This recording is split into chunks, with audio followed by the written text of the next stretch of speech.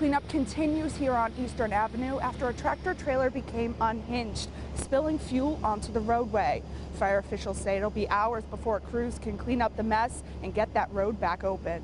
These new parking restrictions will go into effect across the city next week, but Mayor Marty Walsh says it's easier than ever for drivers to track their meter times, all through the Park Boston smartphone app. Firefighters say they could see flames shooting from the roof when they arrived on the scene. Took them several hours to put the fire out. They say frigid temperatures made conditions even tougher. It's award season here in Boston, and get ready for more, because on December 8th at the House of Blues Boston, it's going to be rocking with tons of talented artists that you do not want to miss. Two men are facing serious charges today after a deadly drag in Boston. First at 6, history in Havana. A suspicious death is under investigation. State police say 2 hunters discovered apparent human remains behind a home. We're following breaking news right now out of Mattapan. Police say they are investigating a body found inside of a home on Bismarck Street. Brookline man is facing a judge after a head-on crash that injured the Newton Fire Department deputy chief and his aide. Frog Pond skating is open now until the beginning of March. It looks like those students have a solid chance to succeed this academic year. In the newsroom, I'm Nikki DiRico, 7 News Night Team. A car comes to a crashing stop in Stoneham this morning, right into a popular ice cream shop. A sedan drove right through the window, and when I got here, the sedan was all the way through the window. The Daily Scoop on Main Street seriously damaged after police say a 90-year-old woman lost control while driving, veering off of the road and crashing through the store's front window. An employee was getting ready to open up. Out of nowhere, a car came crashing through the window and knocked the freezer into me. And my shoe got caught under the freezer. Police say the driver was looking for a parking spot when the sun got into her eyes and she sped up. The lady, her tires, they kept spinning. So she kept going. There was smoke filling the whole store. I jumped over the freezers and got out. I was just so shocked because you always see it on the news, like a car will crash through a store window, and I never thought it would happen to me. He couldn't get into contact with the owner, but a manager got the concerning call and rushed to the store. I was just kind of anxious. I was in fight or flight mode. And he said, the scoop has been hit. He said there was a car in the middle of the store. Emergency crews quickly responded. The store was not open and no customers were inside. The driver was treated on the scene and did not go to the hospital.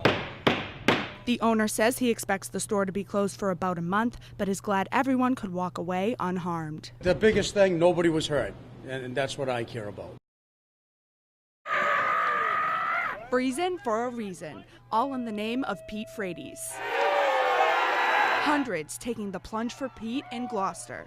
This is the event's 7th year. It started back in 2012 when Pete was first diagnosed with ALS. People love to come out after Christmas and jump in the Atlantic Ocean for us, so we've continued to do it, and it's a lot of fun. The event raises awareness for ALS and celebrates Pete's birthday. When you're given a 2 to 5 year prognosis and you're celebrating year 7, it's all about joy and hope and celebration. Pete has inspired so many people, and he made ALS a cause that people rallied around. Before the plunge, many people mentally preparing themselves before jumping into the frigid water. So we tell them, so we tell them, we love Pete Frates, we love Pete Frates. Last year we told people it was too cold and they still did it, so we can't stop them, but it's I think a lot of adrenaline kicks in. For some, the plunge may be quick. No floating around. No, there'll be no floating around, believe me.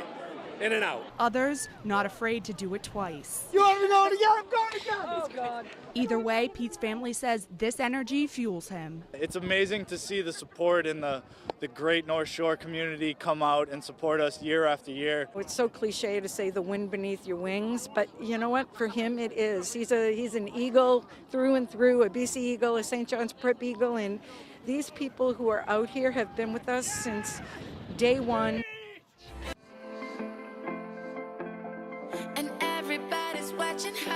From music videos to the campus of Harvard University. So I made it to Harvard.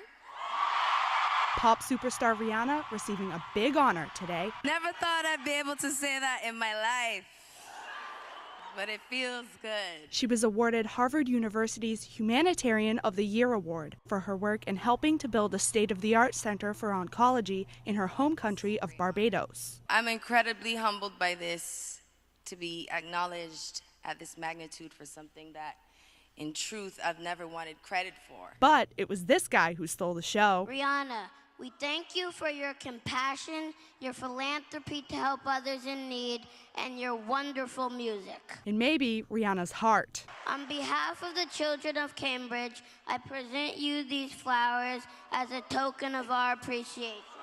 A moment this superstar will never forget. Thank you, ladies and gentlemen. It was my honor. Rihanna has also created the Clara and Lionel Scholarship Foundation, named after her grandparents, which helps students in the Caribbean attend college here in the U.S. In the newsroom, I'm Nikki DiRico, 7 News.